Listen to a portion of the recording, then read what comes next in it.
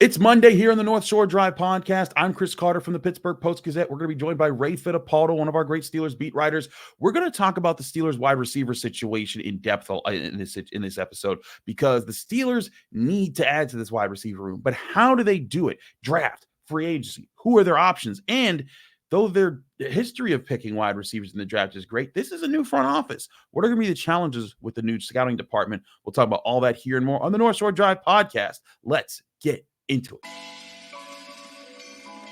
You are now listening to the North Shore Drive podcast, a show on all things Pittsburgh sports from the writers of the Pittsburgh Post-Gazette, hosted by Christopher Carter.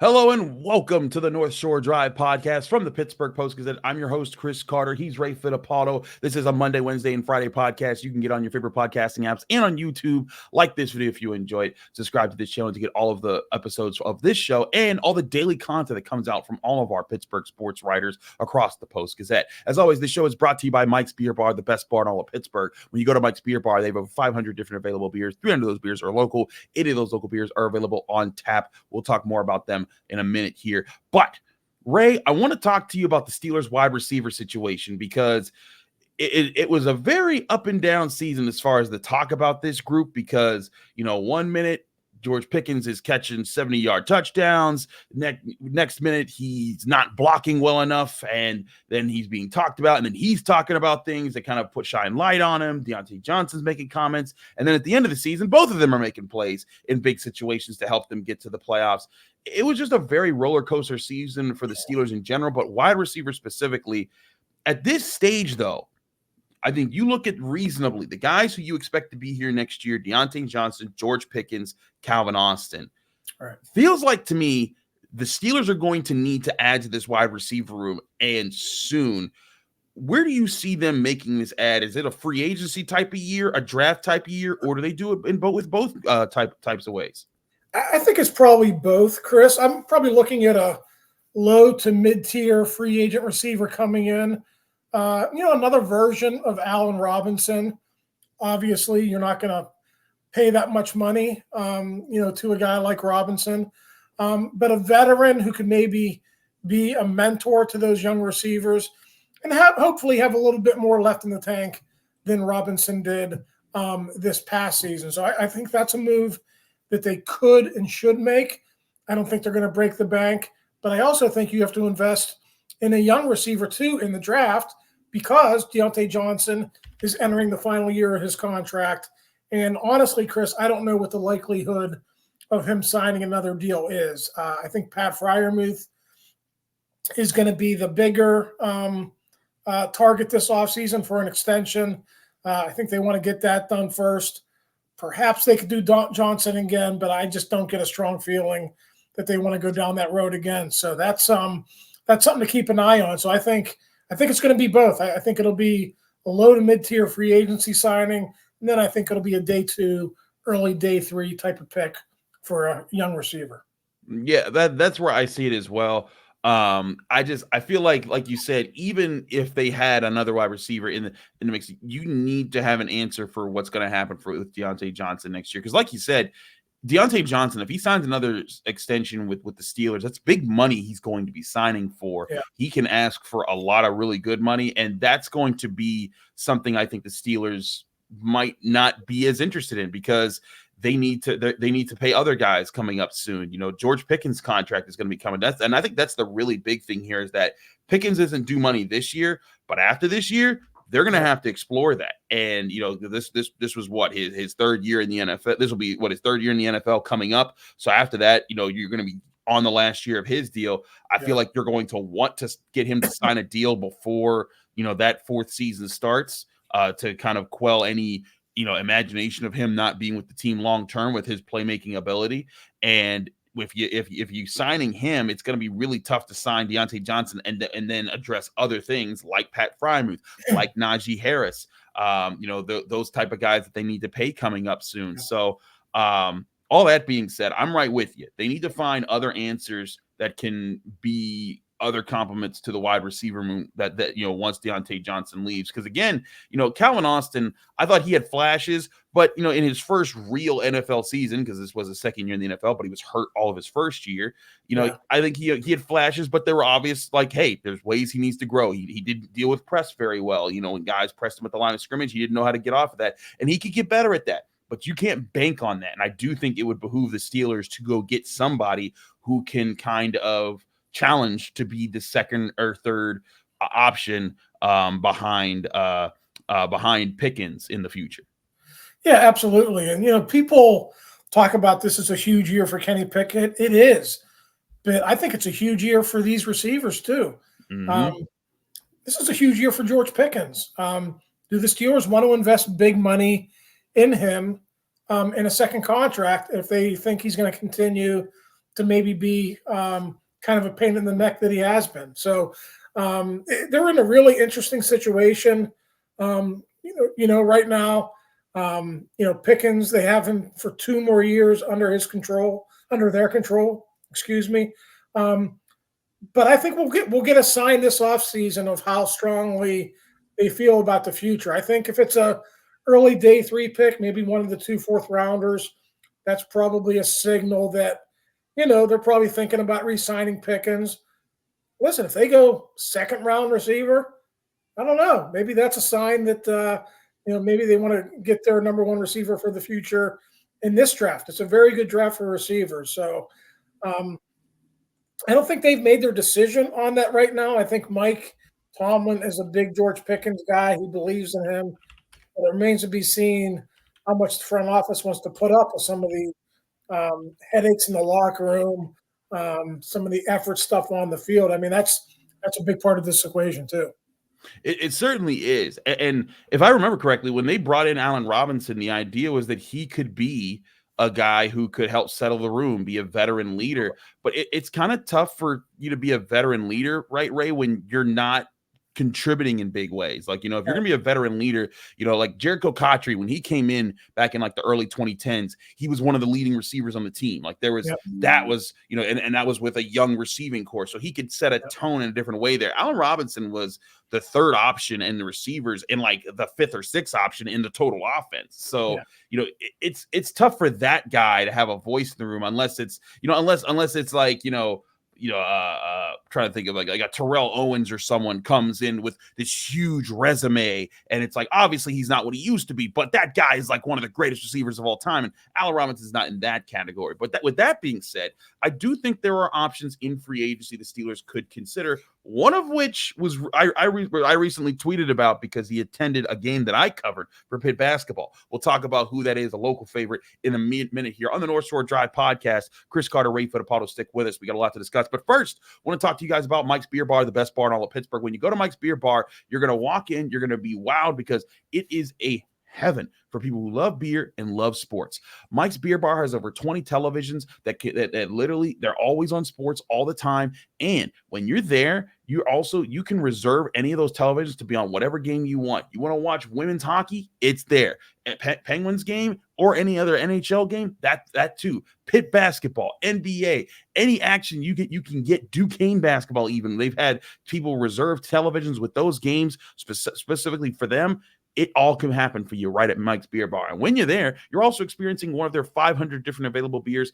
300 of those beers are from the local area, and 8 of those local beers are available on tap. And they always switch new ones in and out. And trust me, Brian Batko, we've been in there in the wee hours of the morning setting up for shows. And when we're there, we're seeing them put in new menus almost every single day because they're always getting you new beers to try out. They also have amazing food like Steak on a Stone, where you get your choice cut of steak brought to you on a heated stone. And every time you cut off a piece, you press it into that heated stone, and you can choose how well done you want every bite of your steak. You got to go to Mike's Beer Bar, the best bar in all of Pittsburgh. When you get there, tell them Chris sent you.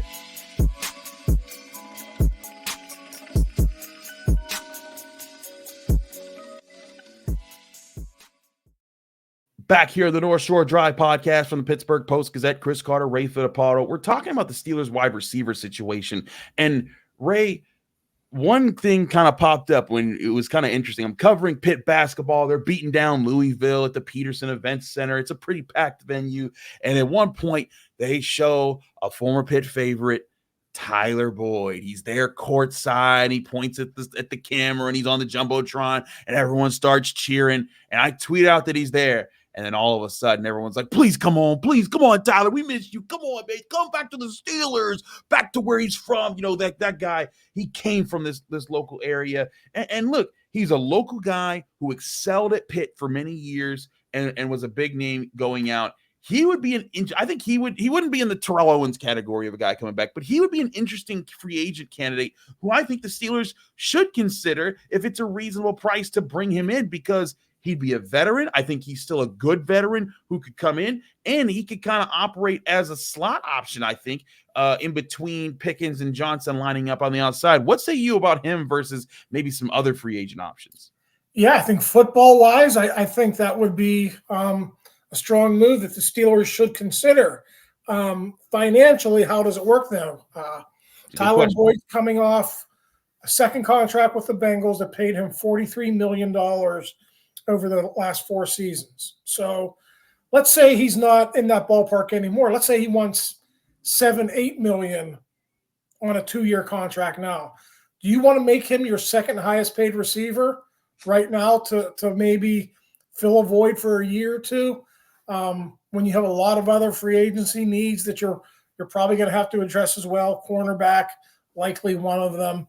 Defensive line, possibly as well. So I think football-wise, that would be an ideal move for the Steelers to make. I just don't know if they can make that work within the constraints of their salary cap right now. Yeah, I'm right with you here, is that the money would need to be talked about, because you're talking about a guy, like you're saying, he's probably going to want like $8 million a year. You know, and if that's good money for a wide receiver. He's also 29 years old, so like that's like prime age for a wide receiver to be there. But that's the thing, is that if it's prime age, and Tyler Boyd ain't trying to just come home and get it and play for a discount. He's trying to get paid before he gets too old to get a pay. Like, this might be his last best shot at getting a really good payday. So I do think that's a big concern there. But I'm gonna go over some other names now. I'm gonna skip past like the really big ones that they're not gonna go get. Higgins, you know, another Bengals receiver. He's not gonna be. I think the Penguins might even just franchise tag him to keep him around. Michael Pittman from the Colts, another guy that they're not gonna be able to afford. Mike Evans, you know, those guys are gone. But if you go down the list past the Calvin Ridleys, you know, you start getting to guys like Boyd, you know, Curtis Samuels of the Commanders. Could he be an option? Kendrick Bourne of the Patriots. You know, one of those big name wide receivers who hasn't been as big in the past couple years is Michael Thomas, and he's a free agent from the Saints. And now he's had injury issues, but that could make him an interesting, you know, kind of veteran to add to the room and see what he brings there. And then there's other guys also like KJ Osborne who could fit in there. Do you think the Steelers should go for an older type of wide receiver, or try to catch one of those guys that are just coming off of their rookie deals and just didn't re-sign with their team? You know, Bourne would be an interesting guy, had some success in New England, and you think, you know, maybe there's a little bit more meat on that bone, because, you know, the offensive coordinator thing up there had been a circus for the last couple of years. The quarterback situation hasn't been good for a couple of years. So you think, oh, maybe get him in a different offense. Maybe, you know, he could put up some stats. So of all those that you just mentioned, I would say Bourne, you know, would be a guy that, you know, that I could see them going after. But even if you're looking at even like low tier guys, and this is a guy I keep coming back to, I thought he was really impressive a couple of years ago, but he's had injuries, and it's Quez Watkins from the Eagles. Connection obviously there to Andy Weidl, had success early, been banged up lately, didn't have a good year last year. If you're looking to get someone on the cheap in that $1 to $2 million range that you had been paying to Allen Robinson, I think Watkins could be a guy like that, because you're not looking for a guy, Chris, to come in here and put up 1,000 yards. You're looking for a guy 400 or 500 yards, be a good guy in the locker room, be a leader, catch 2-3 touchdowns. That's kind of what you're looking for in your number 3 receiver. So that's maybe the more the type of guy that I would be looking for. But I think, you know, Bourne would probably, you know, be attractive as well if the number was right on him too. Quez Watkins would be one there. Another guy I think could be interesting, Donovan Peoples-Jones, a guy they faced with the Browns before. And again, that's a guy you don't have to pay a lot of money for. And if it doesn't work, it doesn't work. And I think that's certainly another name that you could explore there. I think it's just going to be interesting to see what kind of deal that they want to dish out for wide receiver right now, because like you said, they have some other things that they have to address. Like, they're going to have free agency money this year to go spend out and go get some guys. But I think this team needs a corner to be added to this room, added to that room. This team needs help on the offensive line, whether it's tackle or center. Even if they're addressing one or both of those positions in the draft. I think this team should be looking at safety as well. When you look at DeMonte Casey, Keanu O'Neal, do you want to run it back with those guys as Minkah Fitzpatrick partners? That Minkah Fitzpatrick can't be the superstar safety that's more of the center fielder. I think those are legitimate questions that you have right now for the Steelers, as far as like what they have to do with their other money in free agency, and it's wide receiver worth it to spend there. But as we also talked about, there's chances to do that in this draft class. And where, again, I'm not having them going in for a first round wide receiver. They're not going to get like a Dunze or Brian Thomas or any of those guys. But let's say they waited around to like the second round or the third round. Guys like Roman Wilson, the wide receiver out of Michigan, who had a really good Senior Bowl week. You covered that. Ricky Pearsall of Florida, Johnny Wilson of Florida State. I really like Malachi Corley of Western Kentucky. There's some good middle round guys or second and third round guys that you could take here and say like, hey, this guy could be part of your future moving forward. Do you see that in the cards for the Steelers to make a day 2 pick at wide receiver? I do. And I don't know that it would be as early as the second round. It could be, but they've been really good at, getting guys in the middle rounds, third round. I know it's a different regime, but Emmanuel Sanders, Mike Wallace, all those guys were really good players for the Steelers a generation or so ago. So, I think you just mentioned all the guys who were at the Senior Bowl, and, those top 3 guys that you mentioned, Malik Neighbors, Marvin Harrison Jr., all those guys, those are top 10 picks. After that, top 10, top 15, after that, it's really what flavor do you want, right? Like what guy would fit your offense? What do you need? And I think you can get those guys on day 3. You don't have to invest a first-round pick to get a guy who's going to fit your offense. So Steelers are in a really good position in this draft. It's deep at a lot of their positions of need, and I think they could wait till the third round and get a really good receiver that could potentially step into their offense and have a role next season. Absolutely. And I think that's where it's going to be interesting to see if they could find that guy. But one topic I want to explore with you, Ray, here is, you talked about that past success they've had at drafting wide receivers. Like you said, they've gotten some really good guys in the middle rounds, the late rounds. They found a way to kind of just replenish that wide receiver room for many years for Ben Roethlisberger. But the people who did that, who were behind drafting those guys, they're all gone. I want to talk to you about that turnover they've had in the front office and how that might impact selecting wide receivers and what that'll look like moving forward. That and more here on the North Shore Drive podcast from the Pittsburgh Post-Gazette. Chris Carter, Ray Fittipaldo, stick with us. We'll be right back.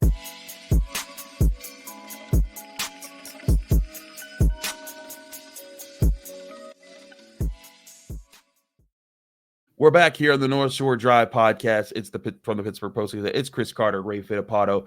Ray, let's talk about some of the other options out here because, like you said, we're going to skip past all the first-round guys here and even some of the second-round guys. Like I kind of agree, like the way the Steelers have their needs right now, if they don't get it, if they don't get a center in the first round, they're trying to get a center in the second round. I think that's the cutoff point for finding a guy who could start next year and kind of be that guy moving forward. But wide receiver, like you said, like this year, they have their 1-2 punch at wide receiver. So like they don't necessarily need to find the next superstar wide receiver in this draft. It always helps to find a star wide receiver. But looking at this class, we're talking about trying to find guys in the third, fourth, and fifth rounds. And if you're a Steelers fan, you're like, well, that sounds easy because They did that all the time. And you look back at their history over the past, 13 years or so, and you're right. George Pickens, a second-round pick, looks like a lot of people are talking about maybe he should have been a first-round pick with his production that he's brought out. Diontae Johnson, a third-round pick who's really worked out for them. And they've had their misses. James Washington certainly was a second-round pick that didn't work out, but Juju Smith-Schuster really worked out for them for a time.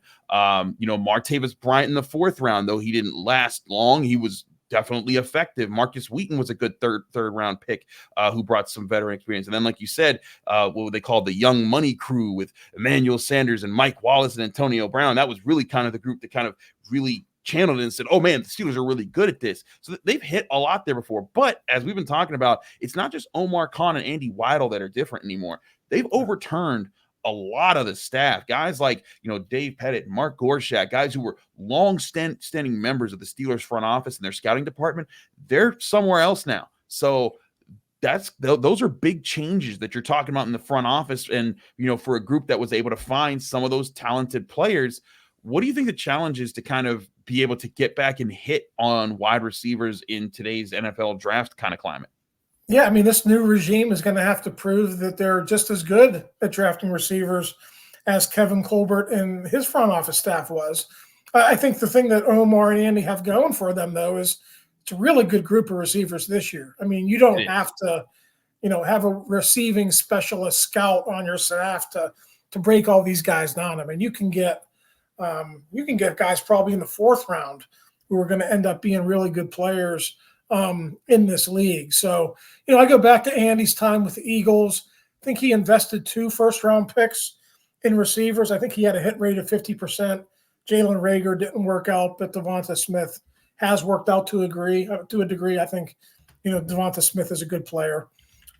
So, Andy had his, small track record when he was running the draft in Philadelphia before he came here. Did okay. But, I think you're right. I think these guys are going to have to prove that they're as good as Kevin was when it comes to receivers. It's not going to be easy. I think that's the thing, is that it's not easy to have that kind of track record. But like you said, if there's a year to kind of start doing that, this year's draft class looks like a really good opportunity. There's route runners, there's big guys, there's fast guys, there's hands guys, there's all sorts of different styles of wide receivers. And I think that's the other question here is, what kind of wide receiver do you get? Because, Diontae Johnson, he's a route runner. Like he gets open, he gets in and out of his breaks really quickly. He's one of the better route runners at creating separation in the league. And I know some Steelers fans are like, oh, he's not that good. And like, actually, he kind of is. Like when you watch him on tape, he does that. And this year he only had 2 drops compared to like the 7 or 8 he had the year before. So he was much more consistent this season. I think that Diontae Johnson has just been a victim of not being with the Steelers when they've had prime quarterback play. His first year, Ben Roethlisberger threw his shoulder out or threw his elbow out. And then he kind of got old man Ben for 2 years. And then he, had Kenny Pickett, Mitch Trubisky, or Mason Rudolph. And, imagine if he gets, 2015 Ben Roethlisberger, what he could have done. Who knows? Maybe we're talking about him like we do Emmanuel Sanders or someone else. But I think that's the kind of route that they might need to look at in this draft, is because there's guys who are big play guys, like the one guy out of Florida State, Johnny Wilson, 6'7". Like, this guy's huge as a wide receiver. He could be a tight end for how tall he is, and he could go up and get the ball. But I think the Steelers need to find some of the guys who are more elite at just getting open. You have your guy in George Pickens, who can be that prototypical wide receiver 1 build, tall, lanky frame that goes up and gets the ball. They need a guy who could cut up secondaries with how well that he runs his routes, and that's the direction I think they should go. Yeah, I mean, ideally, I think it's a versatile guy who can evolve over time, because if you look at just the 2024 season, Chris, with Diontae Johnson in the fold for one more season, you probably just need a slot guy for this year, right? It could be a big-bodied slot. It could be that crafty, typical slot to get open. But I think that's what this offense needs right now. But you're also building for the future in the draft, too. You're building for a time when Diontae Johnson isn't here.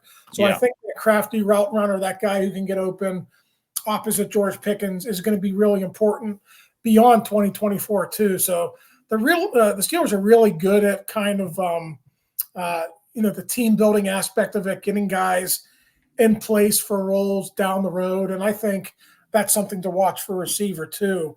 Can you get a guy this year who's your number 3, who plays a different role than maybe what he's going to play in the future? I mean, that's what they kind of have to figure out here over the next couple of weeks and couple of months. I have a couple names for Steelers fans that to keep an eye on in the draft process for, not a first or second round guy, but maybe a third or fourth round guys who could be there. Javon Baker out of Central Florida, 6'1".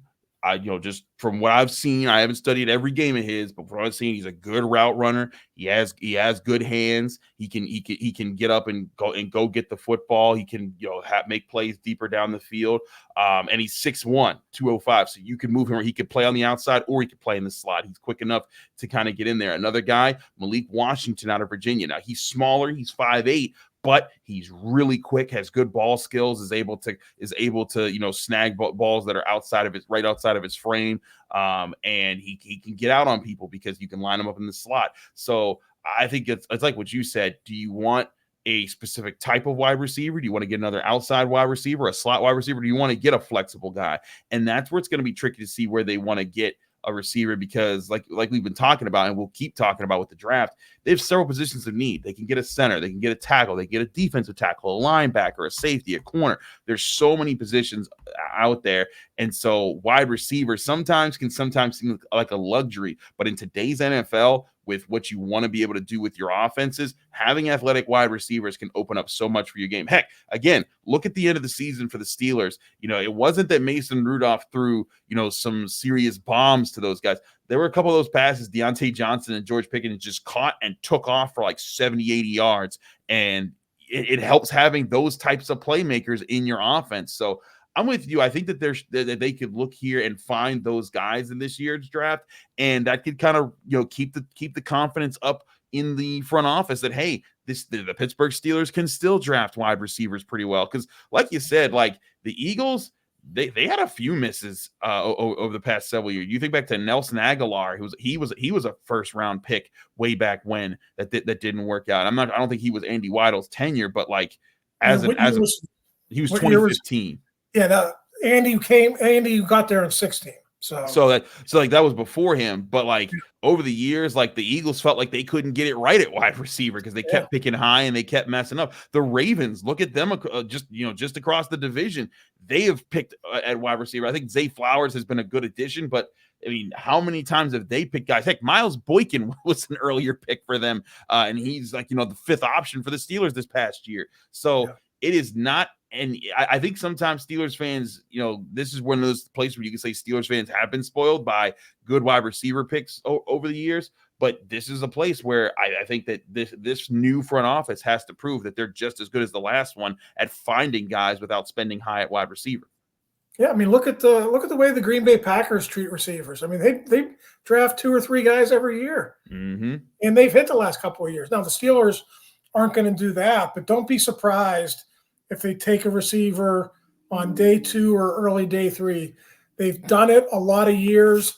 You have to continue. That's one position where you have to continually have guys be ready because guys move on for second contracts. All those guys you mentioned earlier, Chris, Juju left after 1 contract. Sanders left after 1 contract. Usually you target one guy you want to keep as a receiver, and for a lot of those years, it was Hines Ward for the Steelers, but Plex was gone after 1 contract. Mike Wallace gone after 1 contract. So that's a position where you continually have to have guys who can step up and play because it's just a position where there's a lot of turnover on your roster from year to year. I also think it benefits that there's a lot of receivers that come out every single year that you can see confidence in or give you reason to draft. And maybe that's kind of with the market of wide receivers, you can find other ones in the draft class to build around your star wide receiver. And right now, I think the Steelers do have that star in George Pickens as long as he continues his upward trajectory from his first 2 years. But there's still a lot of other aspects to cover with the Pittsburgh Steelers. We'll be doing that here. The Combine is about a week away. We will be in Indianapolis covering the Combine, giving you our first look insights into the players we talked to. Omar Khan, the Steelers front office, getting a chance to kind of see what they're their approach is, and we'll give you all those live approach next week. But this week, we'll be getting you ready for that with all our preview looks.